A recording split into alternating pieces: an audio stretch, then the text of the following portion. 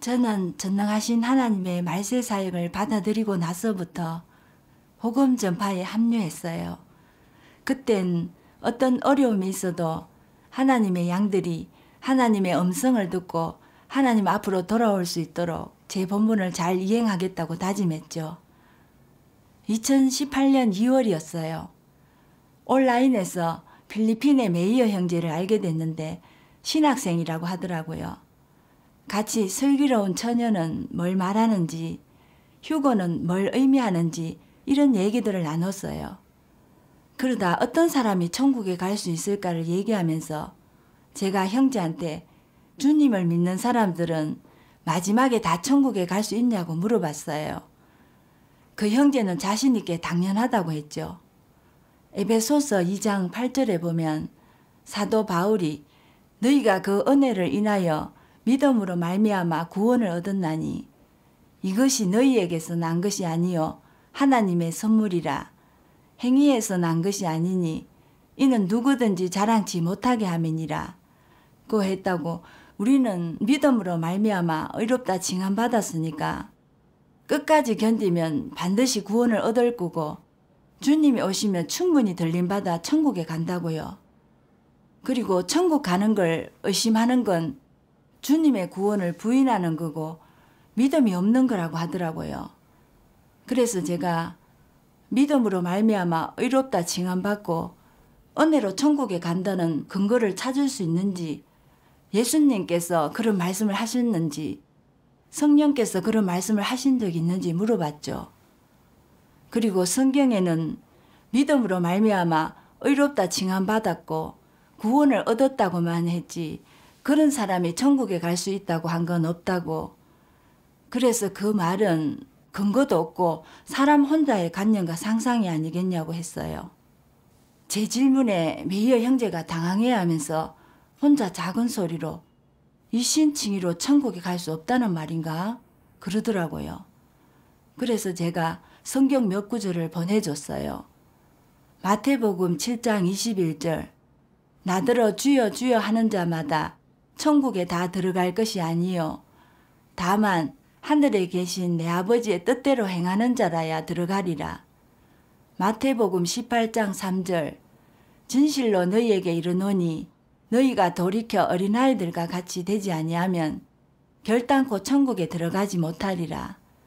계시록 14장 5절 그 입에 거짓말이 없고 흠이 없는 자들이더라. 레위기 11장 45절 내가 거룩하니 너희도 거룩할지어다. 예수님은 이렇게 천국 가는 기준을 분명하게 말씀해 주셨다고 했죠. 주님은 거룩하시기 때문에 우리한테 어린아이처럼 순수하고 정직하고 거짓말이 없는 사람이 돼야 한다고 하셨다고요. 그래서 패괴함을 벗어버리고 정결함 받고 하나님께 순종하는 사람, 하나님의 뜻대로 행하는 사람이 돼야 그런 사람이 천국에 들어갈 수 있다고요. 근데 내 자신이 주님의 요구하는 기준에 맞는 사람이 됐고 거짓말을 전혀 안 하는 사람이고 완전히 죄악에서 벗어난 정결한 사람이라고 장담할 수 있냐고 물어봤어요.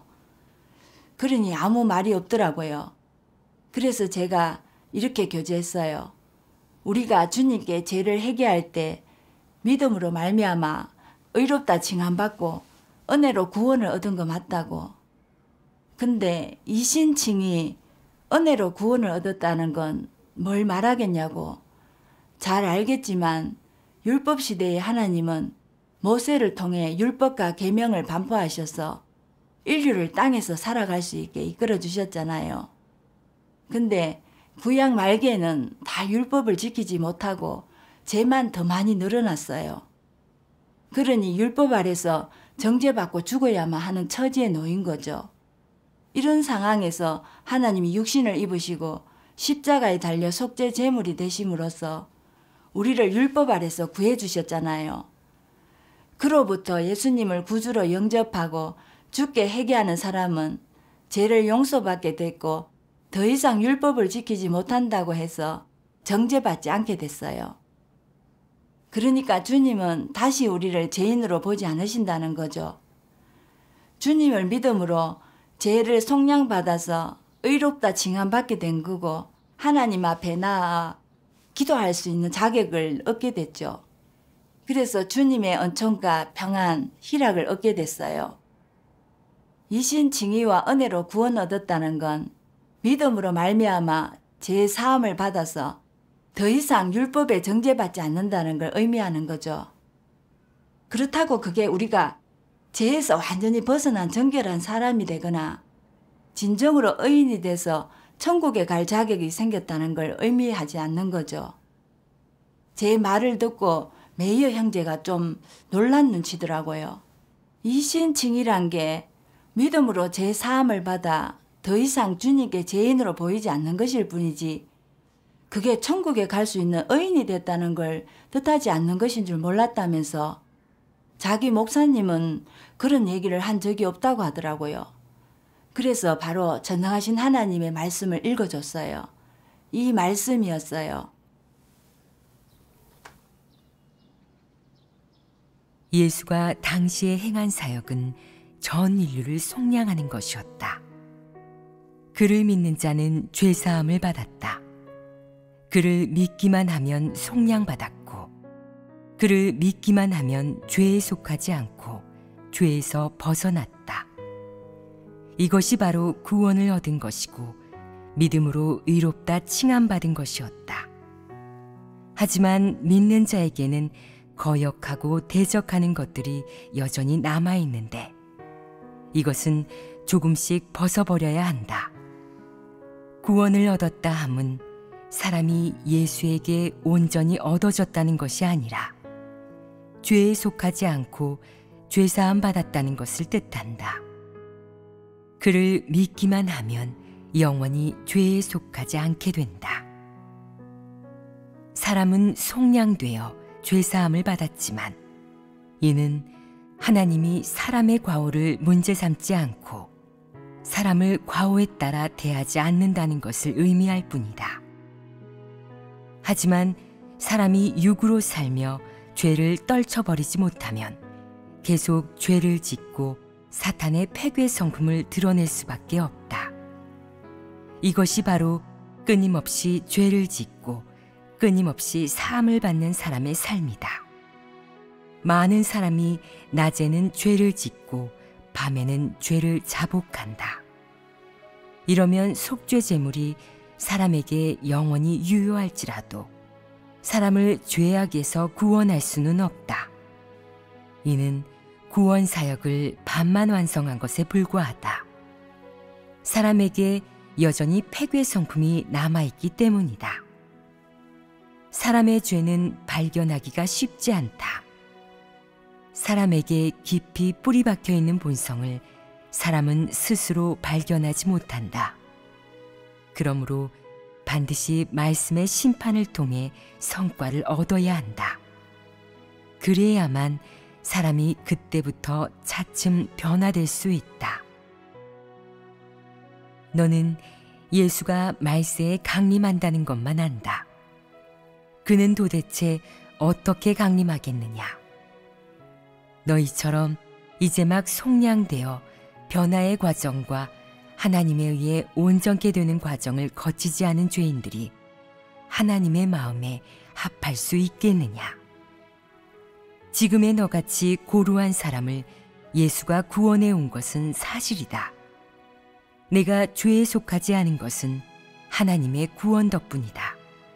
하지만 그렇다고 해서 내게 죄와 더러움이 없다는 뜻은 아니다.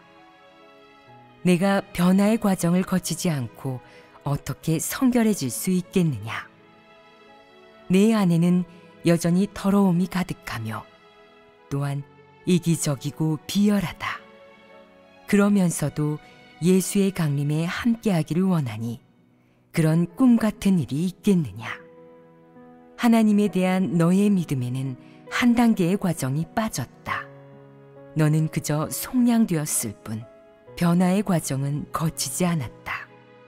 하나님의 마음에 합하려면 하나님이 친히 사역하여 너를 변화시키고 정결케 해야 한다. 그러지 않으면 너는 속량만 될 뿐 성결해질 수는 없다. 그리 되면 너는 하나님과 함께 복을 누릴 자격이 없다. 너는 하나님이 사람을 경영하는 사역에서 한 단계 뒤처져 있기 때문이다. 즉, 변화되고 온전케 되는 중요한 한 단계를 거치지 않았기 때문이다. 그러므로 이제 막 속량된 너 같은 죄인은 하나님의 유업을 곧바로 이어받을 수 없다. 아멘. 하나님의 말씀을 읽고 나서 제가 또 이렇게 교제했어요. 은혜 시대의 예수님은 사람의 필요에 따라 구속 사역을 하시고 회개의 도를 주셨잖아요. 죄가 뭔지를 아는 기초에서 죄를 자복하고 회개하고 주님을 사랑하고 빛과 소금이 되고 이웃을 내 몸같이 사랑하는 이런 사람이 되라고 하셨죠. 그걸 통해서 사람은 좋은 행실을 갖추게 됐어요. 그게 바로 구속사역으로 이룬 열매잖아요. 근데 우리가 예수님께 죄를 속량받고 용서받아서 더 이상 죄인으로 보여지지 않지만 그게 죄악에서 벗어나 정결케 됐다는 것을 뜻하진 않아요. 왜냐하면 우리한테 여전히 죄의 본성이 뿌리 깊게 박혀 있으니까요. 그래서 늘 폐괴된 성품을 드러내게 돼요. 교만하고 스스로를 크다 하는 모습, 강교하고 사악하고 흉악한 모습들이 있잖아요.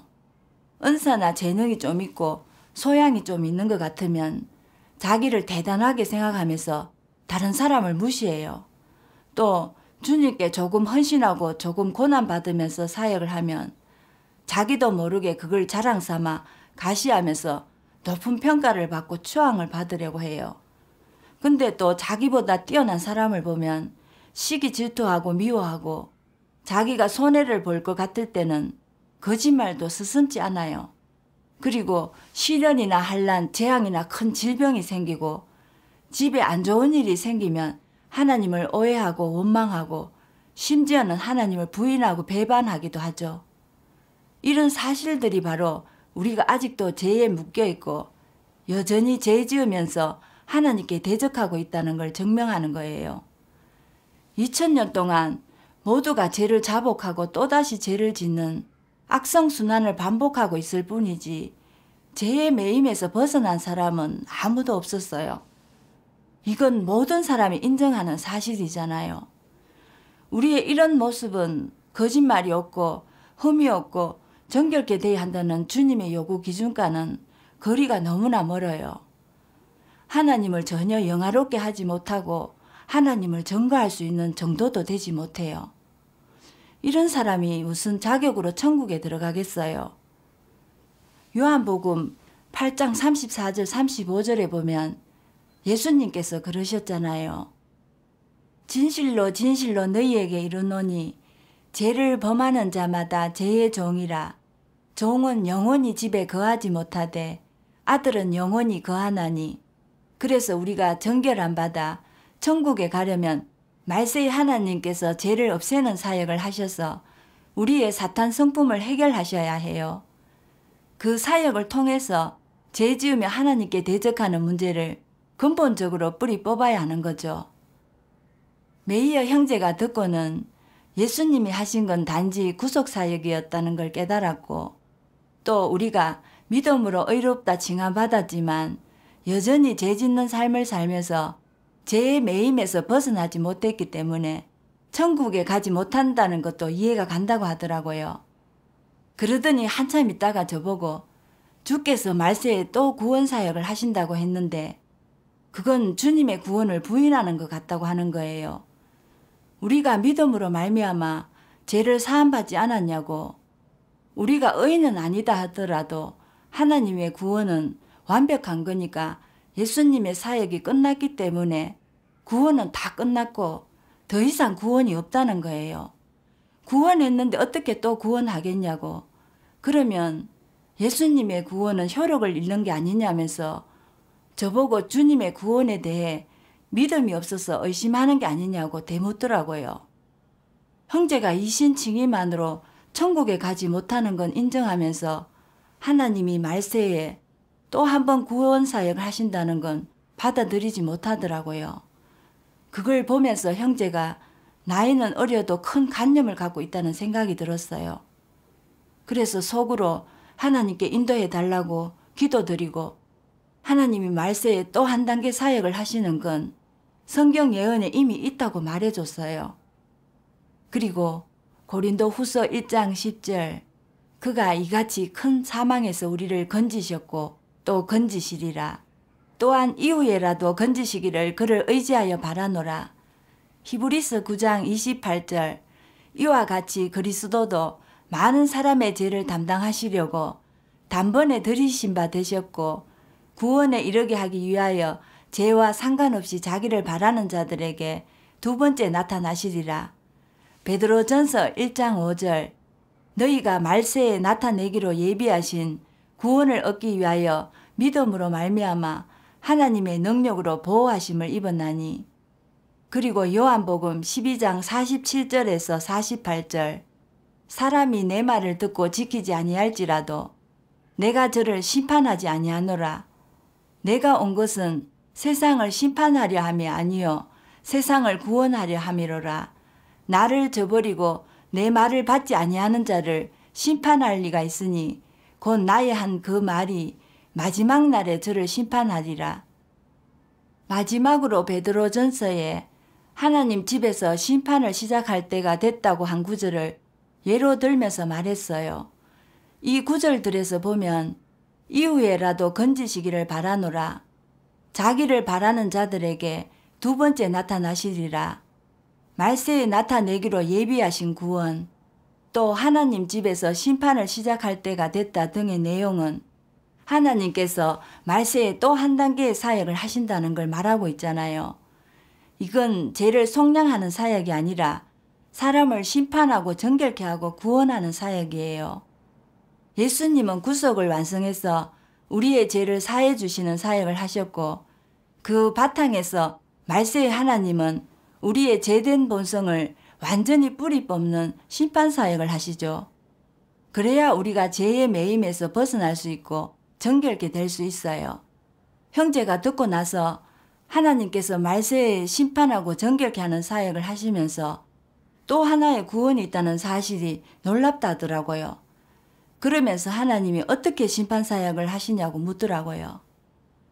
그래서 히브리스에 하나님의 말씀은 살았고 운동력이 있어 좌우의 날선 어떤 것보다도 예리하여 혼과 영과 및 관절과 골수를 찔러 쪼개기까지 하며 또 마음의 생각과 뜻을 감찰한다고 했다고 했죠. 그리고 전능하신 하나님의 말씀을 찾아서 읽어줬죠. 말세의 그리스도는 다방면의 진리로 사람을 가르치고 사람의 본질을 폭로하며 사람의 언행을 분석한다. 그런 말씀에는 다방면의 진리가 포함되어 있다. 예를 들면 사람의 본분, 사람이 하나님께 어떻게 순종하고 어떻게 충성해야 하는지, 사람이 어떻게 정상인성으로 살아야 하는지, 그리고 하나님의 지혜와 성품 등등이 있다. 이런 말씀은 다 사람의 본질과 태괴 성품을 겨냥한 것이다. 특히 사람이 어떻게 하나님을 저버렸는지를 폭로하는 말씀들은 사람이 원래 사탄의 화신이고 하나님의 적대 세력이라는 점을 더더욱 겨냥해 말한 것이다. 하나님이 행하는 심판 사역은 두세 마디 말로 사람의 본성을 다 드러내는 것이 아니라 장기간에 걸쳐 폭로하고 책망하며 훈계하는 것이다. 이런 다양한 방식의 폭로와 책망, 훈계는 일반적인 언어로 대체할 수 없으며 사람에게 전혀 없는 진리로 대체하는 것이다.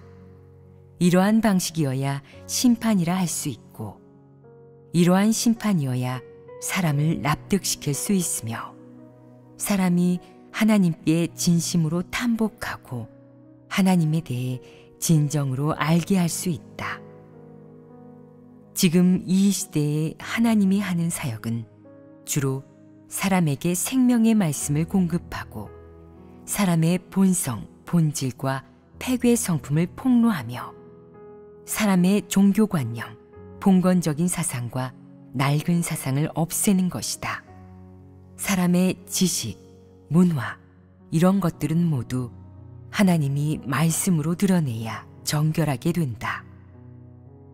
하나님은 말세의 이적과 기사가 아닌 말씀으로 사람을 온전케 한다.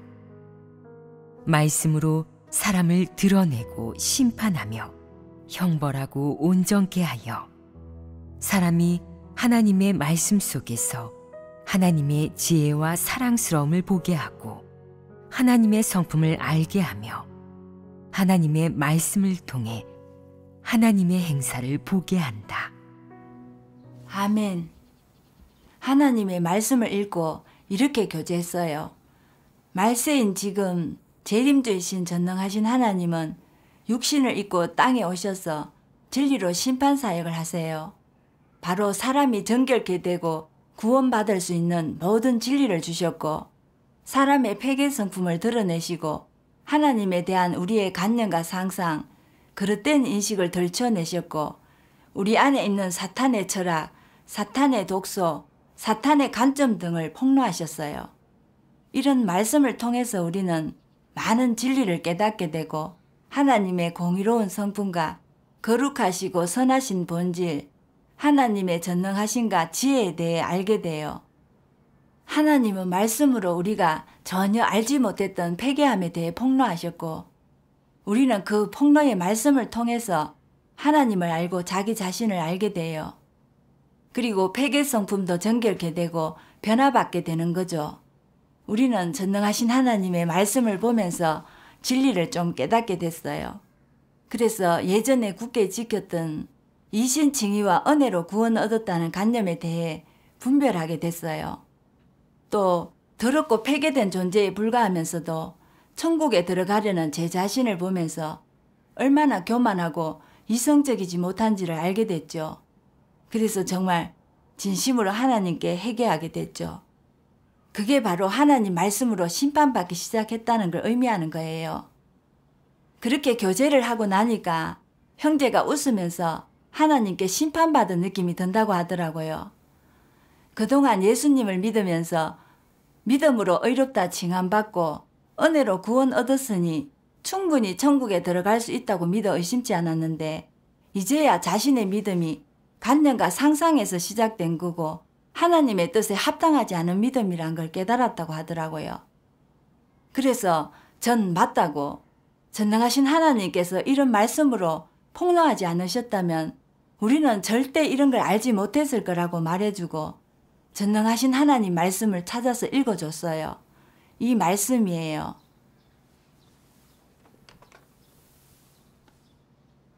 왜 마지막 단계 사역은 정복 사역이겠느냐? 바로 각 부류 사람의 결말을 드러내기 위해서가 아니겠느냐? 형벌과 심판의 정복 사역을 통해 사람들의 본 모습을 드러낸 후 각기 부류대로 나누기 위해서가 아니겠느냐? 인류를 정복한다고 하기보다는 각 부류 사람들의 결말을 드러낸다고 하는 편이 낫다. 다시 말해 사람의 죄를 심판함으로써 각 부류의 사람들을 드러내고 그것으로 악한 자인지 의로운 자인지를 정하는 것이다. 정복사역 다음은 상선벌하게 사역이다.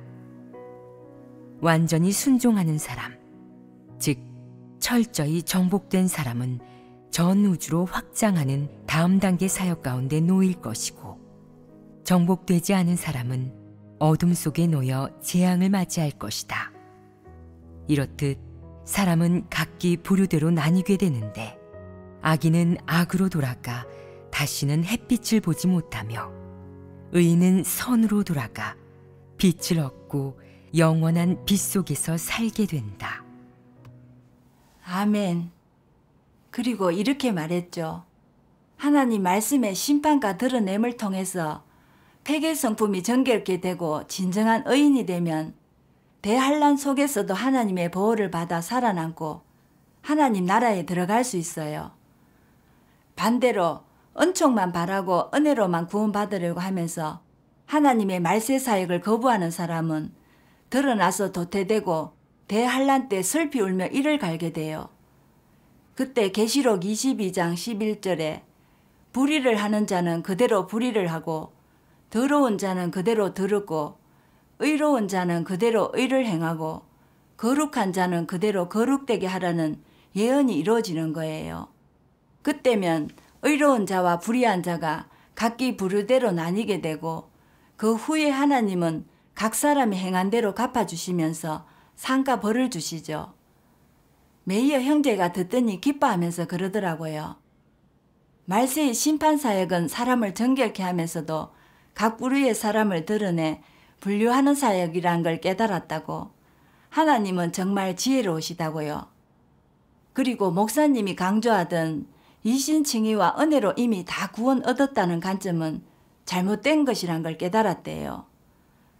전에는 분별력이 없어서 이신칭의와 은혜로 구원 얻었다는 관점을 고수하면서 주님의 구원은 완전한 거라 더 이상 구원이 없을 거라고 믿고 이제는 천국 갈 수 있다고 믿었는데 깨닫고 나니까 너무 부끄럽다더라고요.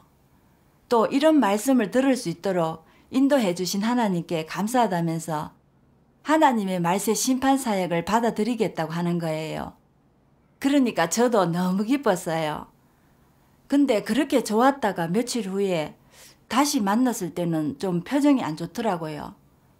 주말에 목사님 집에 갔다가 저랑 얘기한 내용을 말했더니 목사님이 그건 잘못된 거라고 했다는 거예요.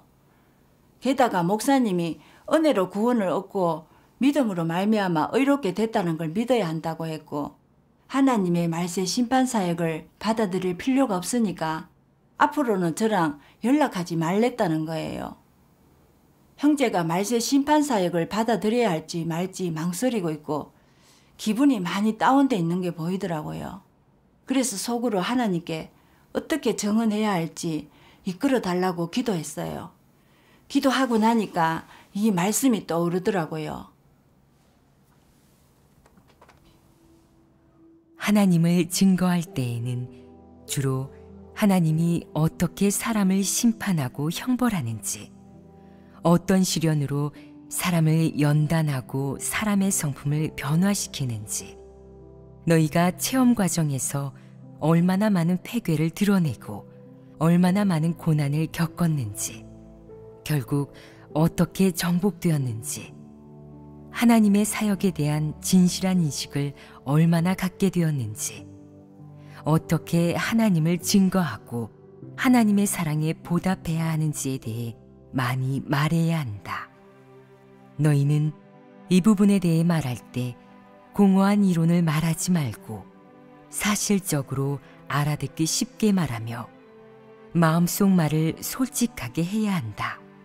그렇게 체험하면 된다. 심오하고 공허한 이론으로 자신을 뽐내려 하지 말라. 그러면 너무 교만하고 비이성적으로 보인다.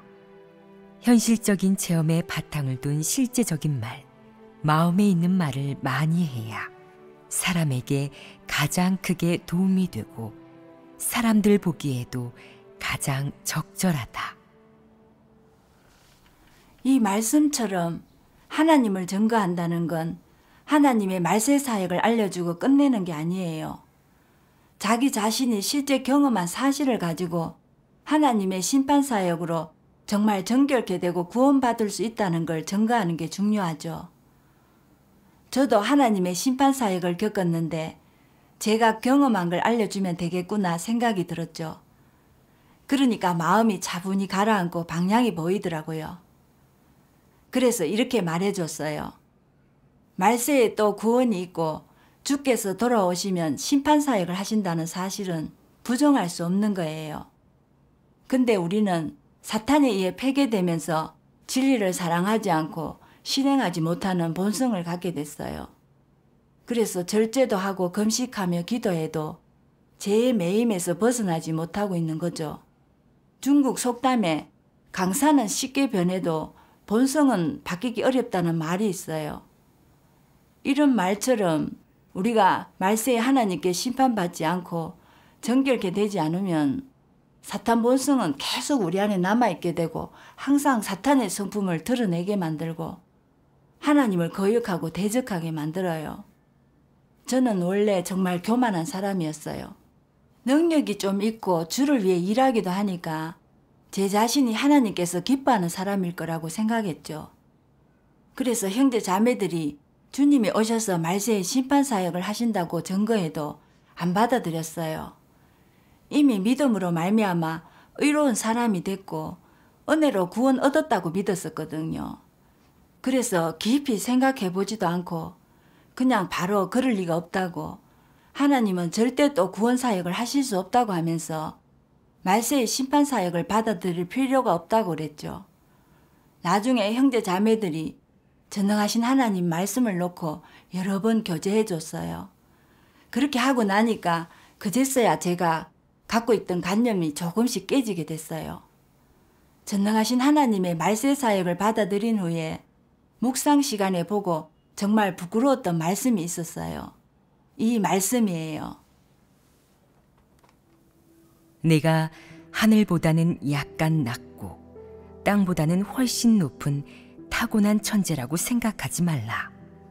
너는 결코 다른 사람보다 똑똑하지 않다. 지구상의 어떤 이성적인 사람보다 어리석다고 해도 과언이 아니다. 너는 스스로를 과대평가하여 열등감을 느낀 적이 없고 나의 일거수일투족을 꿰뚫어 보는 것처럼 군다. 사실 너는 전혀 이성적인 사람이 아니다. 너는 아예 내가 무엇을 하고자 하는지 모를 뿐만 아니라 내가 무엇을 하고 있는지에 대해서는 더더욱 모르기 때문이다. 그래서 내가 인생에 대해 아는 것이 없어도 하늘의 축복만을 바라보며 경작하는 농부만도 못하다고 하는 것이다. 그럴 리 없다는 논리를 내려놓아라. 그럴 리 없다고 생각하는 것일수록 더 가능할 수 있다.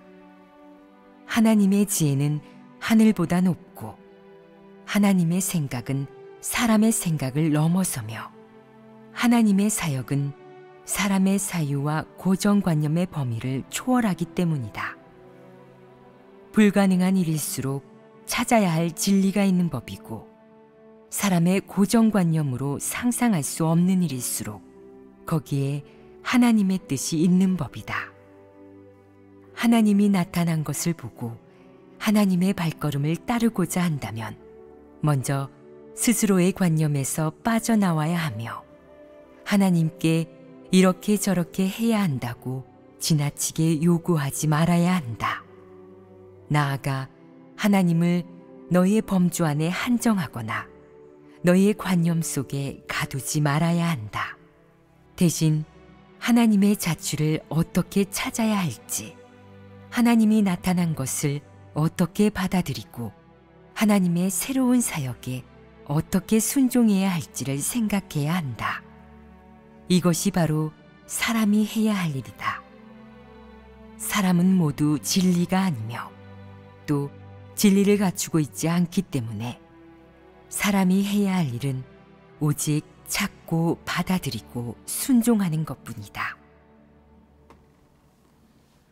하나님의 말씀을 보고 많이 찔렸어요. 제가 너무 교만했더라고요. 하나님께서 말세 사역을 하신다는 말을 들었을 때 제대로 알아보지 않았고 하나님의 음성이 맞는지 진지하게 읽어보지도 않았어요. 제가 뭐 하나님의 사역을 다 꿰뚫어 보기라도 하는 것처럼 하나님은 새로운 일을 하실 수 없다고 단정지으면서 교만하게 굴었죠. 저는 사탄에 의해 폐괴된 하나의 인간에 불과한데 어떻게 하나님의 일을 다 알겠어요. 하나님은 창조주시니까 그분이 어떻게 일하실지는 온전히 그분의 경륜에 따라 하시는 거잖아요. 하나님께서 일하시는데 하나님이 저의 동의를 구하시거나 저의 관념과 상상에 맞추실 필요가 없잖아요. 그럴 리 없다고 했던 제 생각은 하나님을 판단하고 대적하고 정죄하는 증거가 됐더라고요. 과거 유대교 바리새인들은 계속 메시아를 기다렸지만 예수님이 나타나 사역하실 때 그들은 메시아를 알아보지 못하고 그저 자기의 관념과 상상에 따라서 멋대로 판단하고 정죄하고 심지어는 주님을 십자가에 못 박았어요. 그걸로 하나님의 성품을 거슬러 벌을 받았잖아요.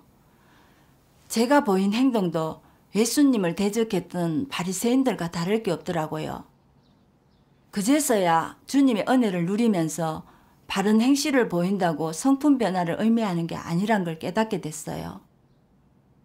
말세에 하나님의 심판을 받지 않고 정결케 되지 못하면 자기 생각과 다른 일이 생겼을 때 교만한 성품을 드러낼 수밖에 없어요. 게다가 이성을 잃고 하나님을 정죄하고 대적하고도 하나님의 도를 지키며 충성을 다했다고 착각하고 아무것도 느끼지 못하게 되죠. 그건 정말 끔찍한 거잖아요. 저는 하나님 말씀으로 심판받고 나서야 제 교만한 성품에 대해 좀 알게 됐어요. 그때부터 저는 제 생각과 다른 일이 닥쳐 교만한 성품이 드러날 때면 심판과 형벌의 말씀을 보고 반성하는 법을 알게 됐어요. 그러면서 어느새 저도 교만함에서 조금씩 나오게 됐고 조금이나마 양심과 이성을 회복하게 됐어요. 그러니까 제 생각과 맞지 않는 일이 생겨도 제 멋대로 판단하거나 단정짓지 않고 또 제 것이 맞다고 고집하지도 않고 진리를 구하게 됐어요. 또 하나님을 경외하는 마음으로 제 생각을 고집하지 않았어요. 그렇게 점점 사람다운 모습을 찾아갔죠. 이런 과정을 겪으면서 심판과 형벌을 받는 건 변화받고 정결게 되는 과정이란 걸 피부로 느끼게 됐고 하나님께서 말씀으로 우리의 사탄 성품을 변화시키는 과정이란 걸 느끼게 됐어요. 하나님의 말씀을 보면 정말 엄하고 아프게 찔러도 그건 우리에 대한 하나님의 크고 깊은 사랑이더라고요. 좋은 약 입에 쓰다는 말이 있는 것처럼 하나님의 이런 심판과 폭로는 다 우리의 폐괴 성품이 더 잘 변화받을 수 있게 하기 위한 거더라고요. 하나님은 우리를 너무 사랑하셔서 이렇게 하시는 거예요. 이런 걸 깨닫고 나서는 하나님의 말씀의 심판과 형벌을 더 많이 받아서 하루빨리 이 교만한 성품에서 벗어나 사람다운 모습을 찾고 싶은 마음이 생기더라고요. 또 하나님의 말세 심판 사역은 우리 생명의 필수적인 요소란 걸 깨달았어요. 우리가 죄의 매임에서 벗어나려면 이런 심판이 있어야만 하는 거예요. 심판과 형벌은 정말 우리 인류에 대한 구원이에요. 이런 사랑은 은혜보다 크고 속죄 제물이 되신 것보다 더 큰 거예요. 이렇게 형제랑 교제했더니 형제 얼굴이 좀 밝아지더라고요. 지금까지 교회를 오래 다녔지만 다들 자기의 좋은 점만 말하기 바쁘지 이렇게 자신의 폐괴 성품에 대해 얘기하는 걸 들어본 적이 없다고 하는 거예요. 또 겉으로 보면 서로 인내하는 것 같지만 정작 자기에게 피해가 갈 것 같으면 사랑은 온데간데 없어지는데 이제 보니까 사람한테 있는 사탄 성품 때문이란 걸 알게 됐대요. 그리고 하나님 말씀으로 심판받아서 정결케 되지 않으면 자기 자신을 알 수 없고 하나님 말씀에 따르거나 하나님께 순종할 수도 없고 진정으로 이웃을 내 몸같이 사랑할 수 없다는 걸 깨달았대요.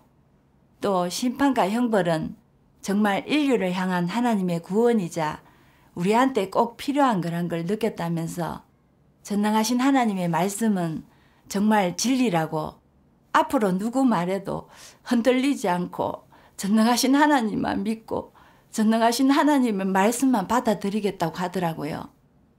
그러더니 우리 예배 그룹명을 여기가 나의 진정한 집이라고 바꾸더라고요. 그리고 다 큰 남자가 막 울면서 하나님을 찾았다고, 진짜 자기 집을 찾았다고, 하나님 말씀을 볼 수 있는 것이 자기 집이라고 하더라고요. 그 말에 저도 감동이 돼서 울컥하더라고요. 저는 정말 이번에 메이어 형제한테 복음을 전하면서 진리를 모르면 각종 종교관념, 계변, 사설에 미혹되고 매일 수밖에 없다는 걸 알게 됐어요. 그래서 우리가 하나님 더 의지하면서 하나님 말씀을 더 많이 찾아 읽어주고 진리를 교제해야 하고 하나님의 사역을 직접 겪은 진정한 체험으로 하나님의 구원을 증거해야 한다는 걸 깊이 느끼게 됐어요. 일단 진리를 알아야 각종 관념과 그릇된 논리에 대해서 분별할 수 있고 진정으로 하나님 앞에 나아갈 수 있어요. 그리고 하나님께서 사람 한 명을 구원하기 위해서 하시는 일이 정말 쉬운 게 아니라는 것도 느꼈어요. 앞으로 저는 진정으로 하나님 믿는 사람을 하나님 앞으로 이끌면서 하나님 마음을 흡족해 해드리고 싶어요. 전능하신 하나님께 감사드립니다.